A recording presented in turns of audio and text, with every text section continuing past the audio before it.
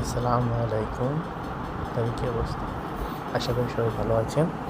আমি চট্টগ্রামের উদ্দেশ্যে যাত্রা শুরু করলাম। আমাদের গ্রামের বাড়ি সেই মেঠোপথ একটু ছোটোখাটো ভাঙাচোরা রাস্তা দিয়ে আমি এখন এই রোড থেকে চট্টগ্রাম হাইওয়েতে উঠবো, ঢাকা চিটাগাং হাইওয়ে।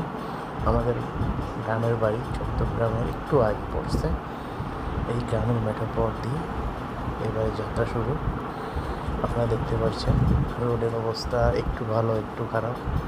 আমি যাত্রা করতেছি ইয়ামাহা ফেজার ভার্সন 2 FI 2019 মডেলের। বাইকটা আমি নিয়েছি দেশের বাইক থেকে আসার পরে 2 মাসের জন্য, এক প্রকার ভাড়া সিস্টেমে বলা যায়। আমি সম্পূর্ণ জার্নি রেকর্ড করলাম না, কারণ আপনারা বোর ফিল করবেন আমার ফার্স্ট ভিডিও। তো আমি কিছু মিউজিক অ্যাড করে দিচ্ছি, ইনশাল্লাহ আপনাদের সাথে পরে আবার কথা হবে হাইওয়েতে উঠলে। আমি এখন চট্টগ্রাম হাইওয়েতে আছি, ঢাকা চিটাগাং হাইওয়ে ধরে কীভাবে যাত্রা শুরু করলাম। আমি বাইক বেশি স্পিডে চালাবো না, আমি মোটামুটি নর্মাল স্পিডে রাখবো 70 থেকে 80। মোটামুটি রাস্তাঘাটে গাড়ির চাপ একটু কমই দেখা যাচ্ছে, একটু ট্রাকই বেশি দেখা যাচ্ছে। প্যাসেঞ্জারবাহী বাস অনেকটা নেই বললেই চলে।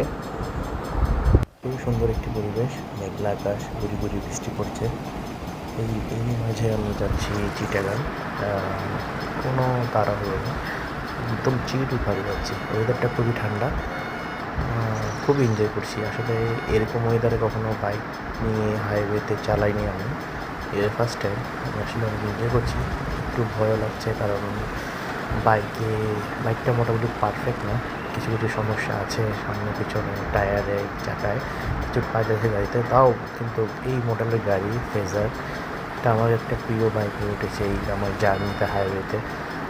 খুব স্টেবল একটা গাড়ি, পুরানো মডেলের গাড়ি, কিন্তু চালিয়ে খুব মজা পাচ্ছি আমি। বিশ্বাস করেন, যদি এটা নতুন মডেলের কোনো গাড়ি হতো এটা আমি আরও মজা পেতাম। এই অবস্থাতেই আমি গাড়িটা চালিয়ে খুবই মজা পাচ্ছি। খুবই রিলায়েবল একটা গাড়ি, পারফেক্ট, বেস্ট ফর হাইওয়ে।